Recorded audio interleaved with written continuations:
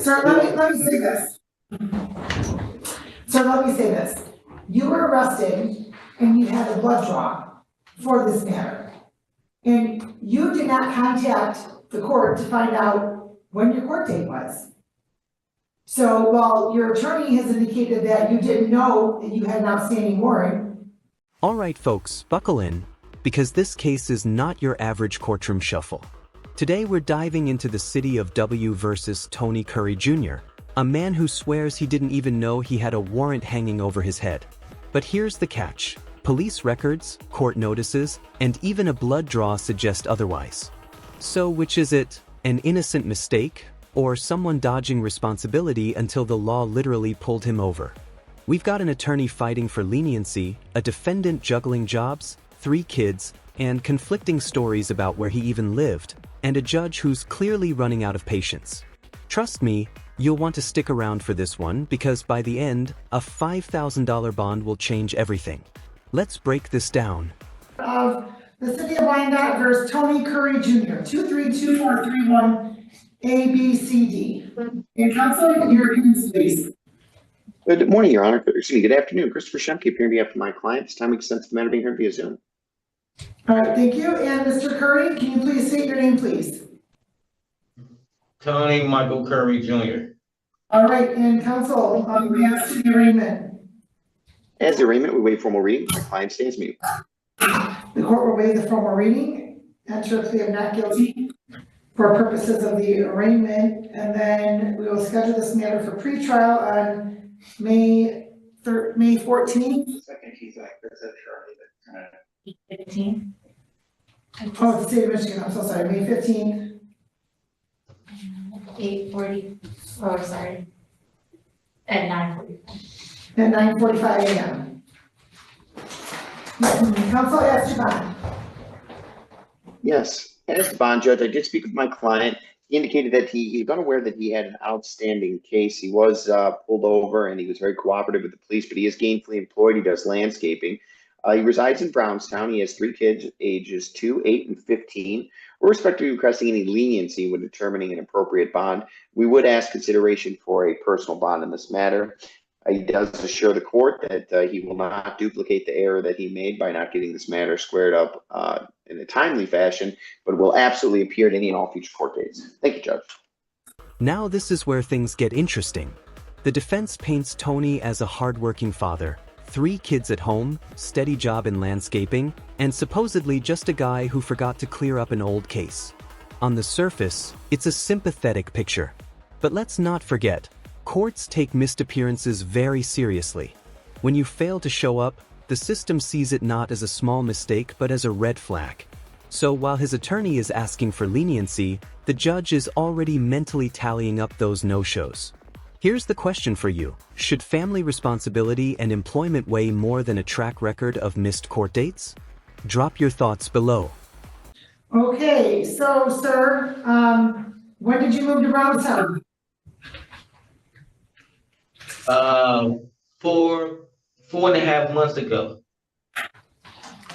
Did you change your address to the Secretary of State? No, I haven't got a chance to. Been so busy working. I think that's something that you can actually just do online, so.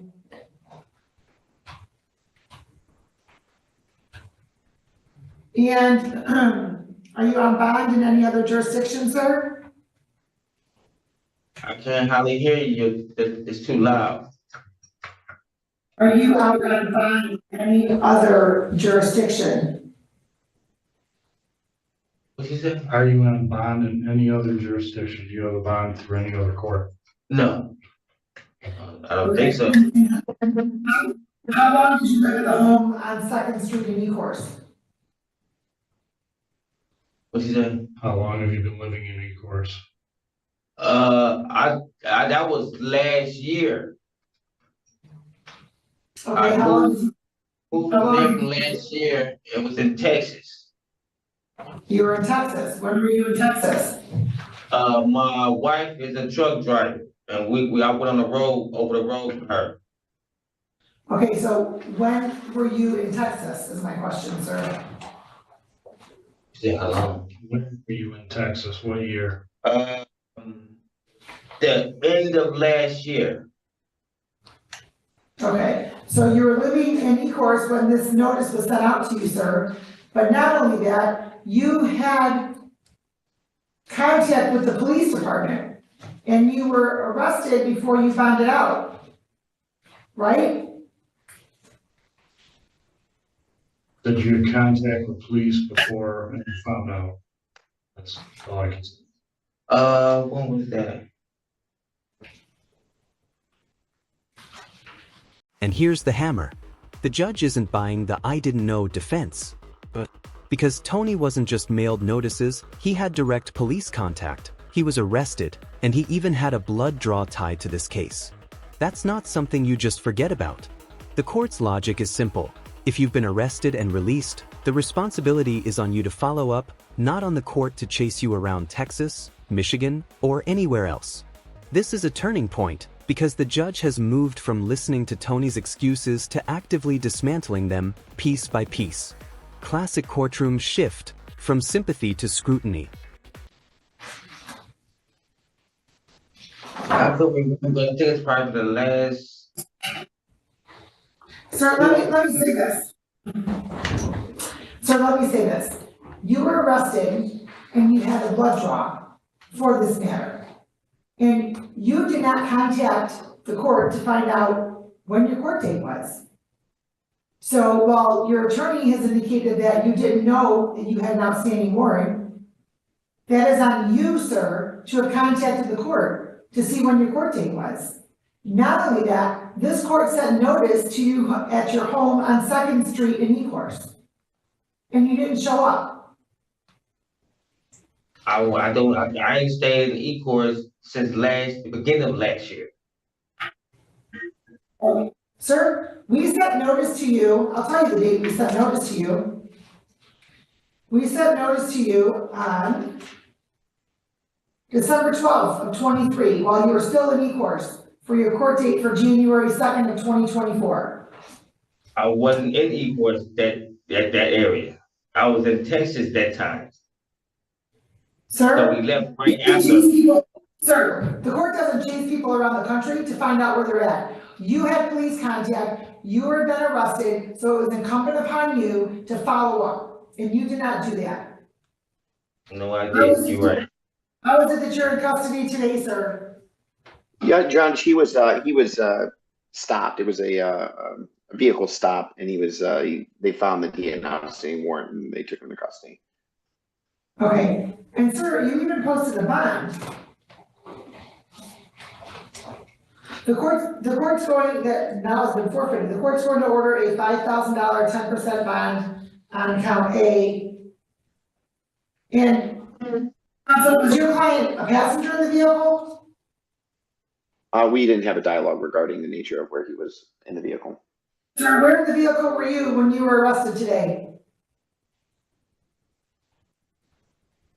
Ask her to repeat it. Can you repeat that? Sir, were you the driver of the vehicle today, or were you the passenger? I was the driver. Driver, even though you don't have a valid license. What'd you say? Your license isn't valid to drive. Yes, it is. Your license is valid? How long has your license been valid, sir? Okay, let's pause. Did you catch that? Tony admits to being the driver of the vehicle during the stop, despite his license showing as suspended. He claims it's valid, but the judge's system says otherwise. That contradiction matters, because it undermines his credibility in front of the court. Judges don't just weigh facts, they weigh trust. And if Tony can't give a straight answer about something as basic as a driver's license, what does that say about the rest of his story? At this point, the judge's patience is hanging by a thread, and you can feel the bond decision looming. For a while. What? I say for a while. Well, I'm showing that it's suspended, but that could be an old, yeah, that's an old one. Okay. All right, the court's going to order based upon, Mr. Curry's previous failure to appear, and the nature of the charges in this matter, the court's going to order a $5,000 10% bond on count A. You're not, and $5,000 personal bond on count B, C, and D. You're not to possess or consume any alcohol or drugs unless prescribed. You're not to operate a motor vehicle without a valid license. And then we'll see you back on the 15th. Thank you. And there it is, the final ruling. A $5,000 bond with conditions, no drugs or alcohol, no driving without a license, and mandatory court appearances moving forward.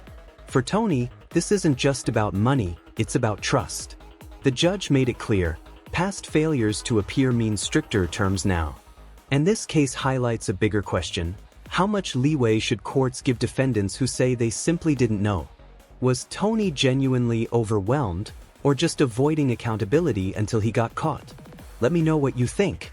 And hey, if you found this case as gripping as we did, make sure to hit that like button, drop your thoughts in the comments, and subscribe for more jaw-dropping courtroom breakdowns. You won't want to miss the next one.